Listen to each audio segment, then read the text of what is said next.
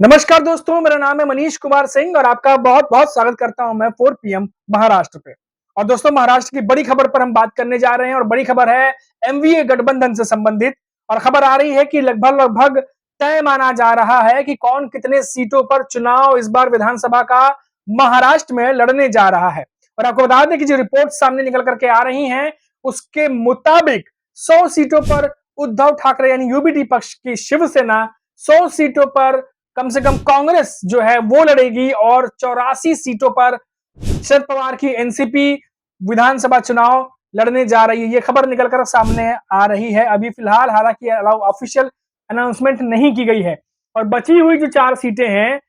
वो जो निर्दलीय हैं, जो अदर पार्टीज हैं, उनको दी जाएंगी एमवीए की तरफ से। तो यानी 288 सीटों में से जो बड़ी खबर निकल कर सामने आ रही है, जो लगभग तय माना जा रहा है कि 100 सीटों पर जो है वो उद्धव ठाकरे की शिवसेना,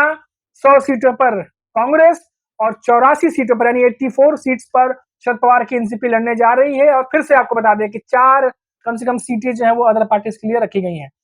ये ताजा जो अपडेट थी निकल के सामने आई थी वो मैंने आपको बता दी। और आपको बता दें कि ये जो खबर अभी निकल के सामने है, इससे पहले कुछ दिनों से 3-4 दिनों से ये लगातार खबर चल रही थी कि यूबीटी पक्ष और कांग्रेस के बीच में थोड़ी सी खींचतान चल रही है सीट शेयरिंग को लेकर के। और यूबीटी पक्ष से कुछ नेताओं ने भी कहा कि कांग्रेस की वजह से थोड़ा सा डिले हो रहा है, नहीं तो सीट शेयरिंग को लेकर निष्कर्ष हम पहुंच ही चुके थे लगभग। तो फिर उसके बाद से हमने देखा कि कांग्रेस की तरफ से भी जो है हाल ही में एक बयान आया, जिसके बाद थोड़ी सी मामला जो है वो बढ़ गया था कि सीएम हो सकता है कांग्रेस का हो। तो हालांकि ये बात जो है कांग्रेस के नेता कहते नजर आए, लेकिन सीट शेयरिंग अभी फिलहाल सबसे बड़ा मुद्दा है, क्योंकि सीएम फेस को लेकर के भले ही उन्होंने बयान दिया हो कि कांग्रेस का होगा, लेकिन इसका फैसला साफ तौर पर एमवीए के नेताओं ने पहले ही कह दिया है कि अब इसके ऊपर डिसीजन चुनाव बाद ही लिया जाएगा। ये बात एमवीए गठबंधन के तीनों प्रमुख नेताओं ने कही है।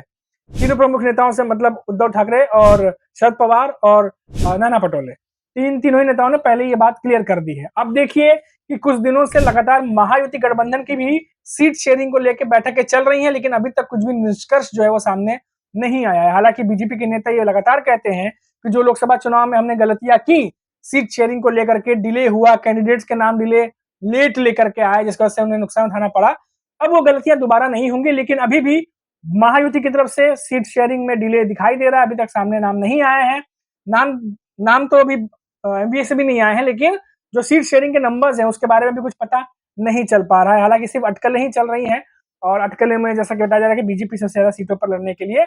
अड़ी हुई है। अब देखिए, आपको बता दें कि शरद पवार जो है ये पहले ही इस हक में थे कि जो भी सीट हमारी 288 सीटें जो एमपी गठबंधन में बटेगी, इसमें पहले ही कम से कम 4 से 5 सीटें अन्य जो दल हैं, जो क्षेत्रीय दल है अन्य, उनके लिए सुरक्षित रखा जाए। और शरद पवार ने ये बात पहले भी जोर देके कही थी कि जो क्षेत्रीय अलग दल हैं वो उन्हें साथ लेकर चलना इस बार विधानसभा चुनाव में बहुत जरूरी है। शरद पवार इसको बखूबी समझ रहे हैं कि इस बार 288 सीटों में से एक सीट जो है वो बहुत ही अहम होगी, क्योंकि ये लड़ाई बहुत ही कांटे की है। आप देखिए कि लोकसभा चुनाव में भी जब चुनाव हुए थे, लोकसभा इलेक्शन हुए थे, उस समय महायुति गठबंधन ने जिस तरीके से पूरा एक हवा बना हुआ था कि 48 में से 40 पार इस बार फिर से महायुति करेगी, लेकिन उस हवा का जो है एक तरीके से कह सकते हैं बलून जो है वो तब फूटा जब लोकसभा चुनाव के रिजल्ट आए और दिखा कि 30 सीटें करीब जीत के जो एमवीए गठबंधन है वो लेकर के चले गए। और सबसे ज्यादा नुकसान अगर महाराष्ट्र में किसी को हुआ, चाहे वो एकनाथ शिंदे हो या अजीत पवार हो, तो सबसे ज्यादा जो नुकसान हुआ, जो सबसे खराब स्ट्राइक रेट रहा, वो रहा बीजेपी का। 28 सीटों पर लड़के सिर्फ 9 सीटें। तो यहाँ पर बहुत ही ज्यादा अब अहम ये हो जाता है कि चलिए एमवीए गठबंधन में तो तीनों ही दलों ने जो है लगभग अच्छा परफॉर्म किया। कोई 17-18 सीटों पर लड़के कांग्रेस 13 सीटें ले आई, वही उद्धव ठाकरे भी 21 सीटों पर करीब लड़े, 9 सीटें लेकर के आए और शरद पवार 10 से 8 लेकर के आए। लेकिन महायुति में अगर बात करें तो 28 सीटों पर लड़ने वाली बीजेपी 9 पे आ गई। तो बाकी जो दोनों दल हैं, अजित पवार के एनसीपी और एकनाथ शिंदे की शिवसेना, उनके मुकाबले बीजेपी का भी स्ट्राइक रेट बहुत ही खराब रहा। यानी तीनों ही दलों में सबसे खराब जो स्ट्राइक रेट था वो बीजेपी एक तरीके से कहा जा सकता है। लेकिन अब देखिए, यहाँ सबसे जरूरी बात जो मैं आपको बताने जा रहा हूं कि एमवीए गठबंधन ये बात भली भांति जानता है कि इस बार चाहे वो कांग्रेस हो, चाहे वो शरद पवार की एनसीपी हो, चाहे उद्धव ठाकरे की पार्टी हो यूबीटी पक्ष, तीनों ही दल महाराष्ट्र में बहुत ही ज्यादा मजबूत दिखाई दे रहे हैं। और खास तौर पे कांग्रेस, क्योंकि कांग्रेस का आप स्ट्राइक रेट देखिए कि ये जो मैंने पहले बताया था कि 2019-2014 में एक तरीके से कमर टूट गई थी कांग्रेस की महाराष्ट्र में, लेकिन 2024 में जिस तरीके से कमबैक हुआ है, 2019 में एक सीट जीतने वाली पूरे महाराष्ट्र में लोकसभा चुनाव में इस बार 13 सीटें जीत करके लेके आई है। तो इस बात से महायुति की टेंशन बहुत ज्यादा बढ़ी हुई है, क्योंकि इस बार उनका मुकाबला सिर्फ क्षेत्रीय पार्टियों से नहीं और बल्कि एक नेशनल पार्टी से भी है, कांग्रेस से, जो कि बहुत ही मजबूती से कांग्रेस जो है इस समय महाराष्ट्र में खड़ी है और ये सबसे बड़ी चुनौती महायुति के लिए कांग्रेस पेश कर सकती है। देखिए, शरद पवार के जो पॉकेट्स हैं, जहां से वो सीट जीत करके ला सकते हैं, वहां से वो तो लाएंगे ही लाएंगे। उसके अलावा उनकी जो रणनीति होती है वो ये होती है कि कैसे जहां पर हमारे नहीं आ सकते उम्मीदवार, जहां थोड़े भी चांसेस बनते हैं, वहां की भी सीट शरद पवार खींच लाते हैं।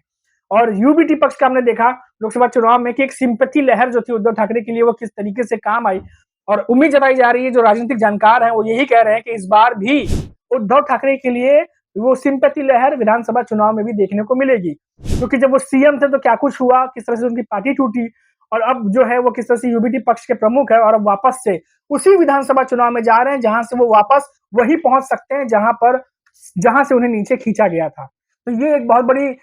जो है एक रणनीति भी हो सकती है, जो सिंपैथी लहर है, अगर उस फिर से वो वैसे ही दिखाई दी विधानसभा चुनाव में, तो यूबीटी पक्ष को बहुत ही ज्यादा फायदा मिल सकता है। अब देखिए, शरद पवार और उद्धव ठाकरे की तो हमने बात कर रहे हैं, लेकिन अब कांग्रेस का देखिए कि कांग्रेस का उस तरीके का कोई चेहरा नहीं है, कोई बड़ा चेहरा जो उद्धव ठाकरे और जो शरद पवार के जैसे चेहरे जो है, वैसा कोई चेहरा महाराष्ट्र में नहीं है जितना जो मास को खींच सके। लेकिन कांग्रेस के जो नेता हैं वो इस बार सीट निकालने में इसलिए कामयाब हो गए क्योंकि जो जमीन लेवल पे जो कार्यकर्ता हैं, जो जमीनी लेवल पे जो नेता वहां पर मौजूद हैं, उनकी पकड़ बहुत ही ज्यादा मजबूत है। भले ही पूरे महाराष्ट्र के लिए कोई ऐसा चेहरा ना हो कि पूरे महाराष्ट्र के लिए वो एक लीडर बन सके, लेकिन जिस जगह पे कांग्रेस के नेता हैं, जिस एरिया में कांग्रेस के नेता, उन्होंने उस जगह पे पकड़ मजबूत बना के रखी हुई है। और यही वजह था कि लोकसभा चुनाव में कांग्रेस ने बेहतरीन तरीके से वापसी की, और यही जो जीत थी वही जीत कांग्रेस दोबारा दोहराने की कोशिश करेगी विधानसभा चुनाव में। और इसीलिए इस बार के चुनाव में जो खबर आ रही है निकल के सीट शेयरिंग वाली, इसीलिए ये खबर निकल के आ रही है कि जो 288 उसमें से देखिए यूबीटी पक्ष के 100, कांग्रेस के भी 100 और शरद पवार के 84 यानी 84, और जो बाकी के दल हैं उनके लिए 4 सीटें रखी गई हैं। तो ये पूरी रणनीति के साथ तैयारी की गई है, प्लानिंग की गई है। अब ये जो खबरें निकल के आ रही हैं, ये खबरें मैं आपको सूत्रों के हवाले से, रिपोर्ट्स जो निकल के सामने आ रही हैं, उसके हवाले से मैं ये खबरें आपको बता रहा हूं। लेकिन अभी तक ऑफिशियल इसके ऊपर से कोई जानकारी अभी तक नहीं दी गई है, ना ही किसी नेता ने ऑफिशियली इसके ऊपर कोई बयान दिया है। तो हमें भी इंतजार है कि ये जो खबर निकल के आ रही है, ये क्या वाकई में वही सीटें जो हमें जानकारी प्राप्त हो रही है, क्या यही सीटों पर ये दल जो है ये क्या लड़ने जा रहे हैं। अगर ऐसा है तो ये बहुत ही बड़ा महायुति के लिए भी दिक्कत है, क्योंकि 2 ऐसे दल जो है ज्यादा सीटों पर लड़ रहे हैं जिनकी गुंजाइश जो है इस बार सीट निकालने की सबसे ज्यादा दिखाई दे रही है। तो फिलहाल अभी के लिए इतना ही, फिर लौटेंगे तो बात करेंगे महाराष्ट्र की किसी बड़ी खबर पर। तब तक आप देखते रहिए 4 PM महाराष्ट्र और मुझे इजाजत दीजिए। नमस्कार।